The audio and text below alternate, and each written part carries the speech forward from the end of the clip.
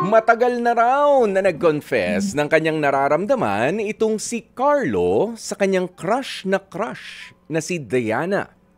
Ang kaso na friend zone itong si Carlo. Oo, sa kanyang gustong-gusto na si Diana.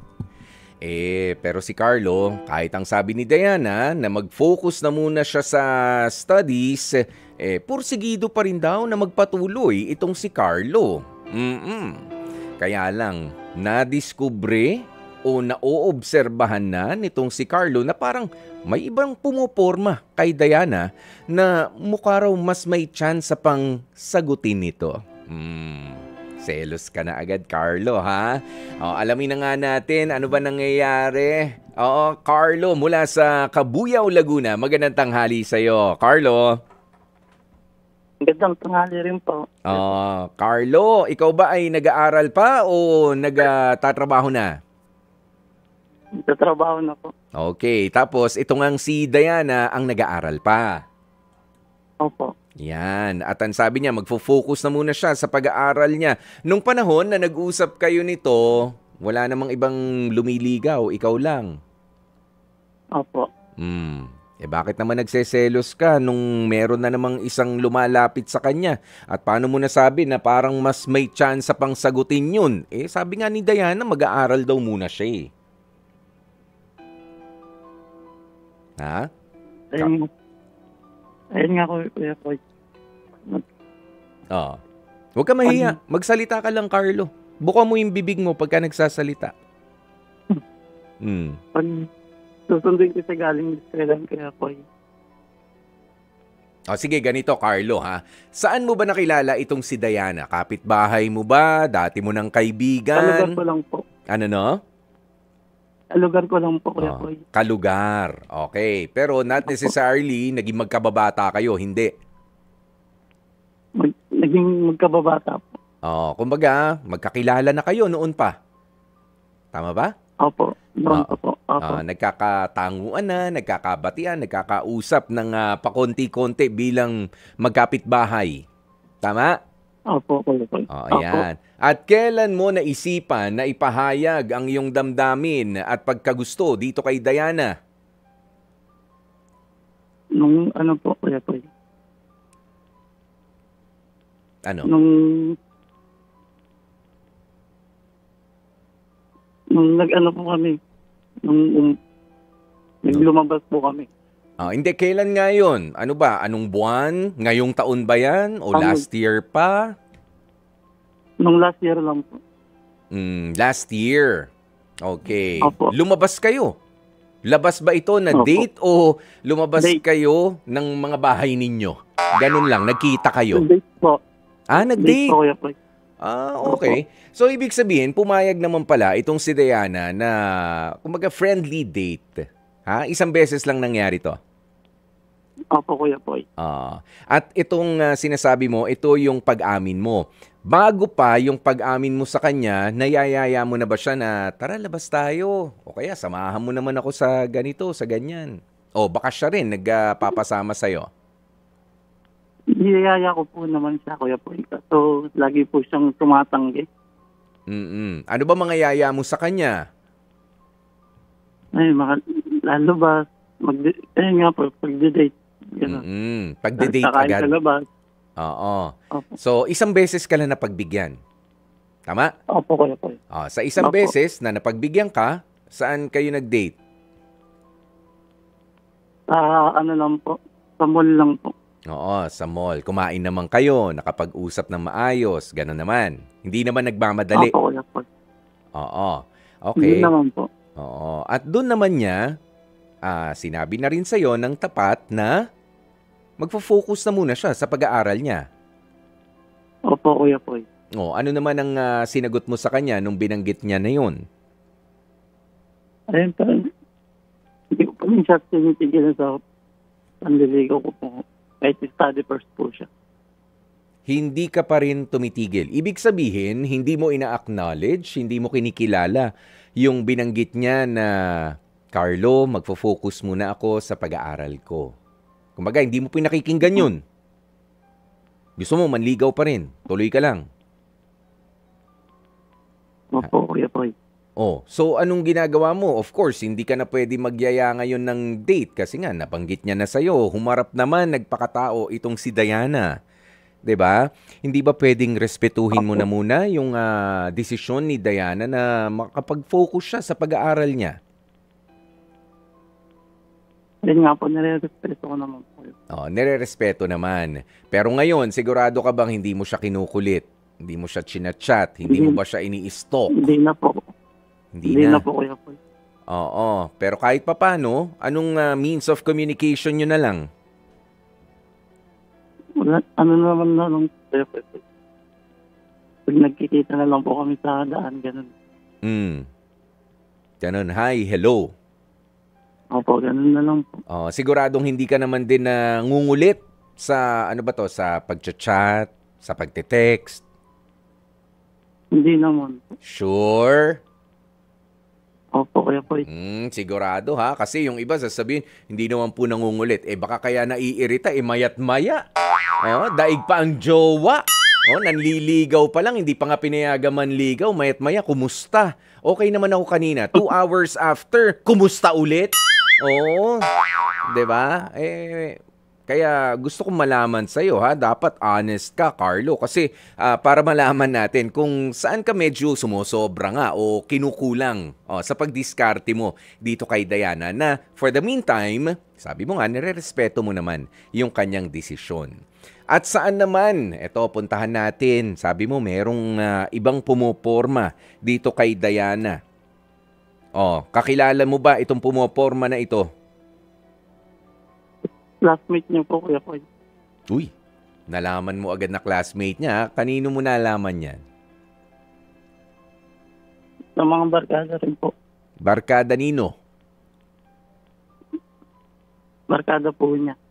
Barkada niya. Nagtanong-tanong ka?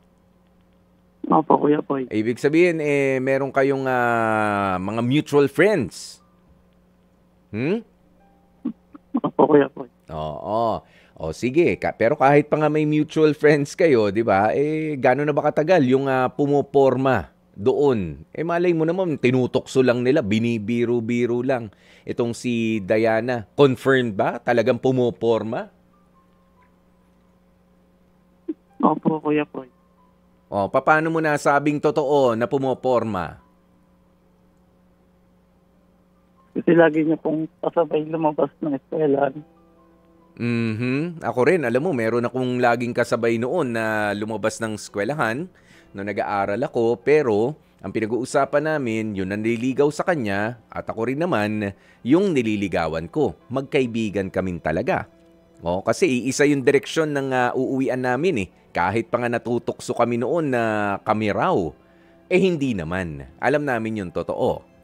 Baka naman ganyan lang rin yan. 'Di ba? Nakakasabay, naiyahatid, nakakapalagayan loob. Ba't natin si Arlene niligaw? Ha, Carlo? Lagi po niyang nakakasabay, Kuya Poy. Taga dyan din ba? Kung kapitbahay nyo pala, talagang laging kasabay. Mas maigi nga yun, may kasabay maglakad Ha? Dayo? Hindi po, Kuya Poy. Hindi. Opo. Dayo. Mga gano'n na katagal na naobserbahan mo? Mga, na po, 1 buwan na po. 1 buwan. Ano ba, sabi mo kanina may trabaho ka na, Carlo? Ha? Opo. May trabaho. Ano ba ang trabaho mo? CCTV? Binabantayan mo na lang yata itong nililigawan mo Ha? Hindi po. Stockman po ako sa warehouse po. Ayun. Yun naman pala pero may 1 buwan na nakikita mo nga na hatid-hatid lang naman. Malay mo naman katulad mo. Sabi mo nga bago ka napagbigyan nitong si Diana doon sa one and only date ninyo. One and only date. Hindi pa naman yun yung last one and only date kung saan sinabi niya nga gusto ko muna mag-aral. Ito naman nakikipagkaibigan lang rin sa kanya. Di ba parehas kayo? Kumbaga nakakasama mo naman si Diana noon bago ka umamin. Nga lang, friendship lang ang kaya niyang i-offer. Pero kapag ka more than that, maniligaw ka, teka lang, ayoko muna ng ligawan. Gusto ko mag-aral. Malay mo naman kung ganyan lang rin, yung isa pa naniligaw. Ha? Hindi ko po alam, Kuya Paul. Oo. Hindi ko po alam, Kuya Paul. Ayun ang hindi natin alam. Pero alam mo, enough na sana kanina. Yung binanggit mo at sinigurado ko nga sa'yo na nire-respeto mo ang desisyon nitong si Diana na gusto niya muna mag-aral. Okay? Gusto niya muna mag-aral. Kung nire-respeto mo yun, hindi mo na muna pakikialaman kung sino man na nakakasama niyang madalas, sino man na nakakasabay niya sa pag-uwi. Total, nag-aaral sila. At ikaw rin naman, may trabaho na dapat ding asikasuhin. Alam mo, meron ka bang mga meron ka bang mga thoughts, mga kaisip, may pumapasok ba sa isip mo? Sabi mo nga, dayo kasi. Yung feeling mo ay manliligaw. Gusto mo bang komprontahin yun? Minsan ba naiisip mong ganun para tanungin? Opo, Kuya Paul. Minsan naisip ko rin po. Yan ang mali na. Ha? Yan ang mali. Nabigla mo nga harangin porque teritoryo mo yun at dayo lang yung pumoporma doon. 'Di ba? Ibig sabihin, kapag may ganyang mga thoughts, masama yan. Kumbaga, ikaw ay nagiging, sobra-sobra na. Ha? Sobra-sobra na ang pagkagusto mo dito kay Diana na hindi na rin healthy para sa iyo. Ha? Hindi maganda 'yun. Alam mo naman kapag may mga confrontation na ganyan, na 'di ba, pwede yan magresulta sa away. Paano kapag paano kapag magiging maganda kaya ang resulta niyan kay Diana kapag nalaman niya na hinarang mo o kinausap mo minsan, nililigawan mo ba si Diana? Yan, yung mga ganon. Magiging alam mo, okay lang. Di ba? That's a point against you. Oo, di ba?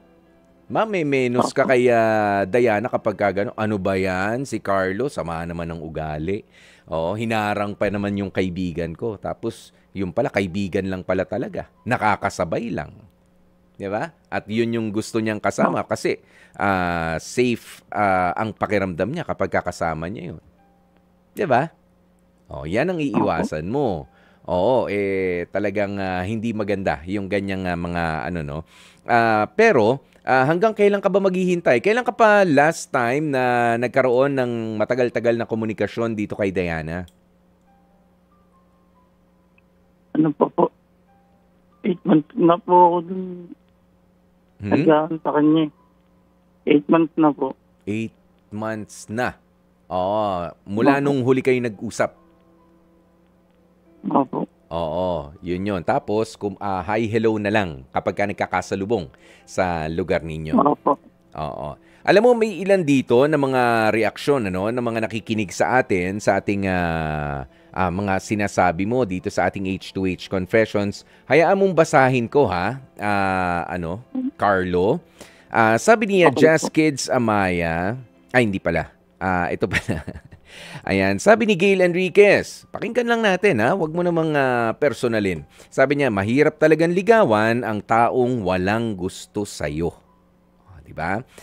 Merong mga ganyan talaga. Mahirap na ligawan yung taong walang gusto sa'yo. Gusto muna, kapag ka hindi type, mag-focus muna sa school. Yan, may mga ganyan. At syempre, ito sabi rin ni Jazz Kids nga, find others, kuya. Kung ayaw, baka gustong mag-focus sa school. Kalimutan mo na muna yan. At sabi ni Ronald Tumbaga, fake news yan, boy. Trust yourself. Yung mga ganyan. Okay, narinig mo ang ilan sa mga reaksyon. At eto, nasa linya rin natin si Josh ng Quezon City para sa kanyang komento o opinion sa kanya napapakinggan. Josh, magandang tanghali sa'yo. Magandang afternoon sa'yo, Kuya Boy. Opo. What's the name of the boy? Let's just call him Carlo. Yes. Kasi yun naman ang tawag natin kanina sa kanya. Okay, yeah. Si Carlo. Carl. Can I call Carl? Naman isang letra na lang. Kumpletuhin mo na, Carlo. Carlo.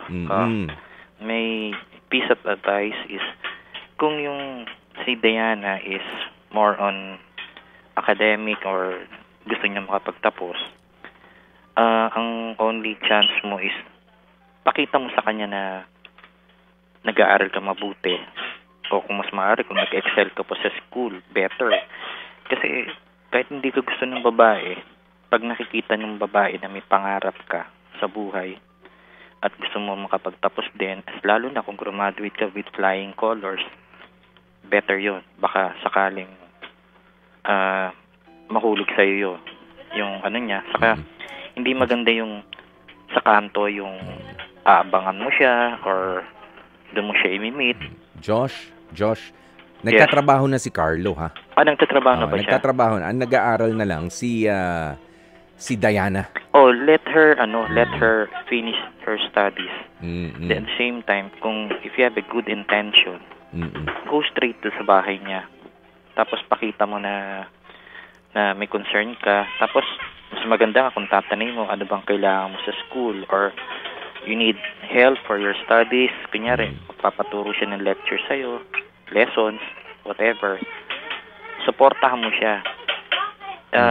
Magiging mababago ang ihip ng hangin. Baka ano yung kayo ng Cupido, si Kuya Poy. Magandang Cupido si Kuya Poy. At magdilang anghel yan. Ikaw talaga, Josh. Baka magkatuluyan kayo. Kasi ganun yun eh. Correct. Diba, Carl? Yeah. O, Carlo. Yo. So, huwag ka mawawalan ng pag-asa. Walang magulang na ang gusto ang anak ay dun sa kalye nililigawan. Tama. Oo. Kahit ako, pag hindi mo gagawin mo sa anak ko yan, ano ka pa lang, mababasid ka sa anak ko, mababasid ka rin sa akin. Bad shot ka kay tatay, bad shot kay nanay. And try to be generous enough. Doon sa magulang, kunyari, dalaw ka doon, invite mo sila sa buffet, ganyan. Diba, total, may work ka naman na. And show the support, yung full support mo sa ano. Siguro, may in love sa'yo, lalo na kung gwapo ka pa. Diba? Yeah. Tapos may matibay kang trabaho. At sinasabi mo sa galaw mo na kailangan makapagtapos ka. Ganun lang yun. Correct. So yun lang ang advice ko sa'yo.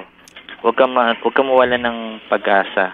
Yeah. Lahat ng dasal may solusyon. At syempre, gumawa ka ng kabutihan para mag-reflect yun sa magulang nung nililigawan mo. Ha? Thank you, Josh. Yun lang yun. Oo, ayan. Napakaraming advice nun, ha? Mula kay Josh ng Quezon City, Carlo.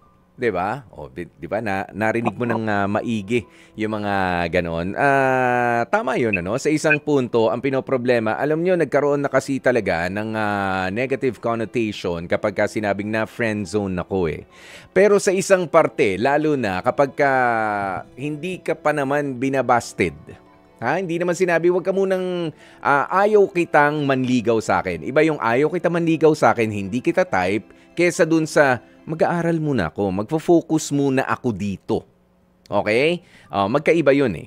Nga lang, you have to be able to read between the lines kapag alam mong hindi ka rin talaga gusto ng isang tao. Ngayon, sabi mo nga na friend zone ka. Pero ibig sabihin, nababati ka pa rin naman, Carlo. Pinapansin ka pa rin naman. 'Di ba? Dahil magkalugar kayo nitong si Diana, hindi ka naman iniiwasan. 'Di ba? Sa social media ba, friends kayo? Opo, Kuya Poy. Yun. Ibig sabihin, magandang sign yan na maganda pa nga yan na friend zone ka muna. Kumbaga, nasa ano ka muna, punta ka muna sa waiting area. Hindi pa ako available eh. 'Di ba? Hindi pa ako available sa ligawan, pero very much available ako para doon sa may offer mong friendship. 'Di ba?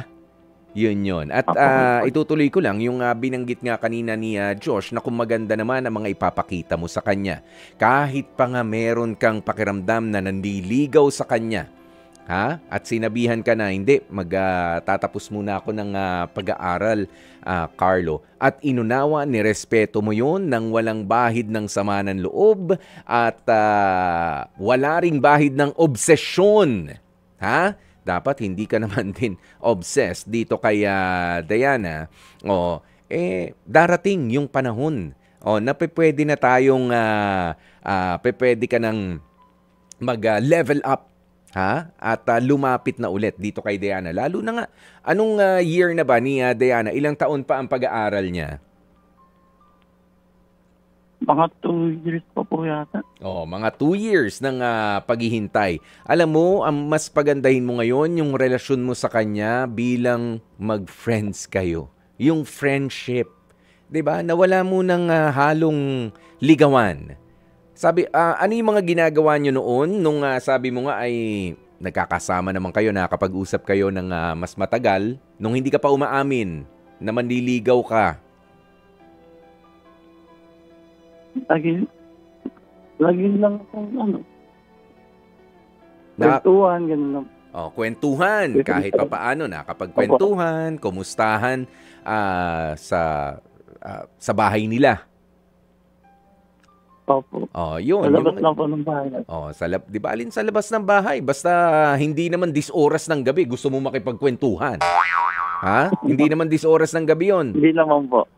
Hindi naman po. Alam mo, tama rin yung binanggit kanina ni Josh, na wag naman sa kalye rin kung manliligaw tayo. Unang-una, tayo ay mga tao at hindi mga ipis. Na labas-masok, pasintabi po sa mga kumakain. Hindi ho tayo mga ipis na mga labas-masok sa mga sa mga drainage. Lalo na kapag kagabi. 'Di ba? At para naghahabulan, para may mating season sila. 'Di ba? Tao tayo eh. Hayaan nyo na sa mga insekto yung sidewalk. Doon sa loob ng bahay ang ligawan. 'Di ba? Ibalik mo 'yon, yung friendship na meron kayo ni Diana Carlo. Ha? Kaysa nagagaganyan ka. Kasi ang sinabi niya naman, hindi pa ako ready sa ligawan. Pero sinabi niya ba na, Carlo, lumayo ka na muna sa akin. Ayaw kita maging friend. Makakasira ka sa pag-aaral ko. Sinabi niya ba yun? Hindi po kuya. Hindi naman, di ba? Hindi. Ibig sabihin, tuloy lang ang friendship natin pero wala na munang ligawan. Suportahan mo siya doon sa pag-aaral niya. Kung may maitutulong ka, well then go ahead.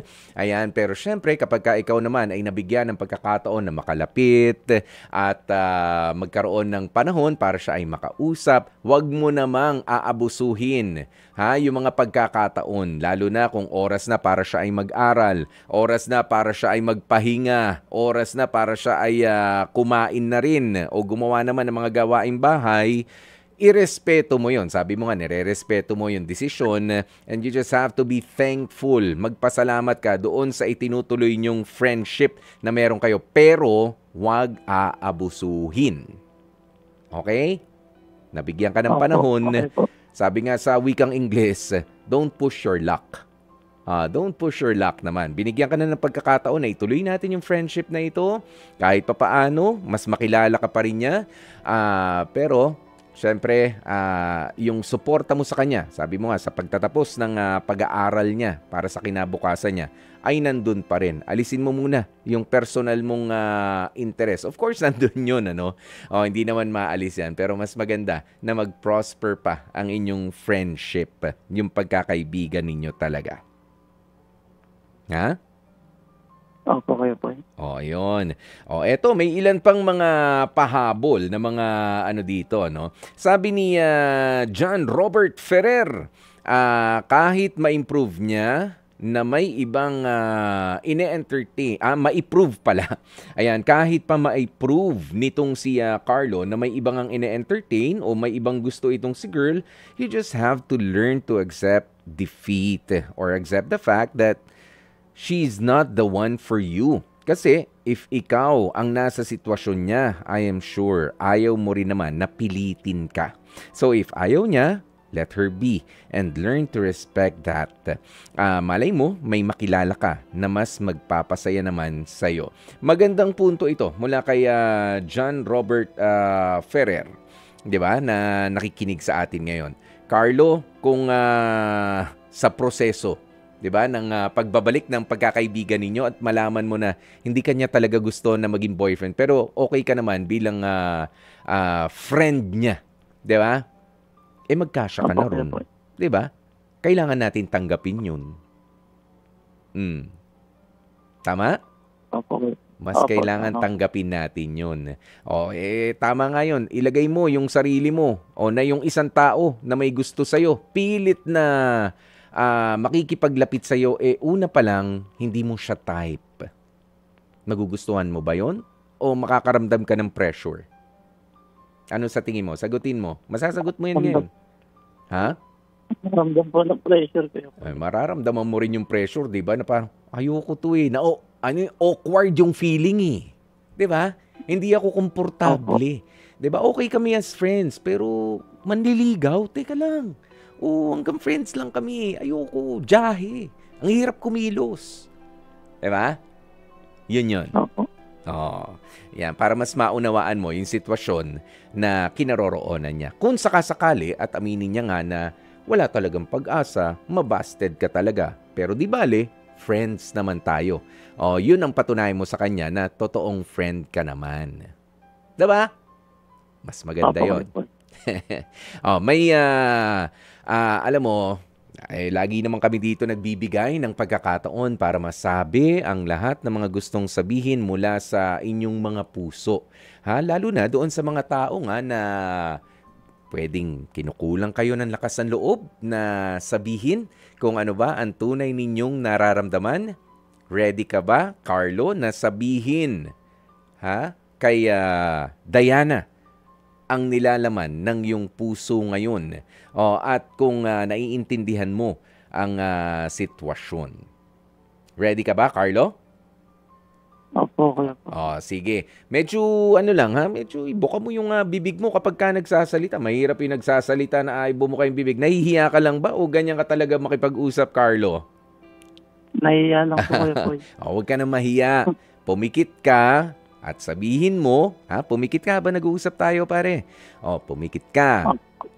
It's as if ibinigay ko nasa kabilang linya ng telepono si Diana na makikinig sa'yo. Sabihin mo na kung ano ang gustong sabihin ng puso mo. Yun lang naman. Kung naririnig mo. Kaya ko naman maghintay ng pagtapos ng pag-aral. Tapos, kaya kong maghintay ng mahabang panahon pa lang sa'yo. Hindi ako susuko.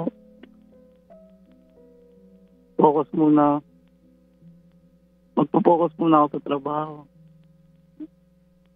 Ayun lang po. Hindi ko talaga man. Medyo mahihiyain ka talaga, Carlo, ano? Alam mo, makakatulong din kung sakali sa paghihintay mo kay Diana ay i-improve mo ang communication skills mo.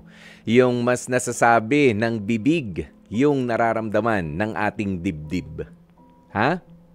I-improve mo rin yan para mas naipaparating natin kung ano talaga yung saloobin natin sa isang bagay o sa isang tao. Okay? Na may express natin. Pati yung alam mo, kapag ang kausap mo, medyo kinakain yung salita, kapag manliligaw mo yan, mahirap intindihin. Ewan ko lang kung style yan, Ewan ko lang kung style mo para lumapit siya sa yung ganun. Style lang yan.